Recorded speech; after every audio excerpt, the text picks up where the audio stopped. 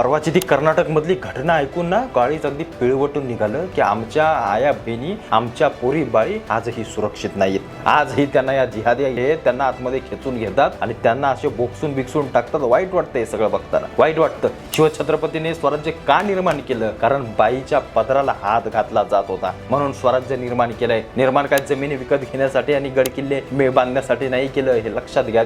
शिवराय आपल्याला शिकावे लागतील। हिंदूंनो जागे व्हा। मी का नरेंद्र मोदींचं कौतुक करतोय तुम्हाला समजत नाहीये। पुढच्या येणाऱ्या 5-10 वर्षामध्ये NRC सारखा कायदा लावायचा आहे। हे बांगलादेशी, पाकिस्तानी हे जे घुसलेत नाही तर आतमध्ये येऊन यांची पिलावळ जी वाढवत आहेत यांना उकसून फेकून द्यायचंय बाहेर। वक्फ बोर्ड कॅन्सल करायचं, रद्द करायचंय। तो ह्या ज्या बळकवलेत ना जमिनी या शेतकऱ्यांच्या, गरिबांच्या, आणि मशिदीने हा सगळा जिहाद वाढवत चाललेत यांच्यावरती आळा घालायचा आहे। म्हणून नरेंद्र मोदींचे हात बळकट करा। माझे रक्त सळसळून येत आहे। ती घटना पाहिल्यानंतर तळपायच्या मस्तकात गेले। बाबांनो शांत राहू नका। हिंदूंनो एक व्हा आणि हिंदूंसाठी लढणाऱ्या आणि आपल्या विचारांना पुढे घेऊन जाणाऱ्या पक्षाला मतदान करा। तुमचं एक मतदान आहे ना पुढच्या कित्येक पोरींचे जीव वाचवणार आहे, एक लक्षात घ्या। कित्येक पोरींचे। जातीत वाटू नका, जातीत वाटू नका।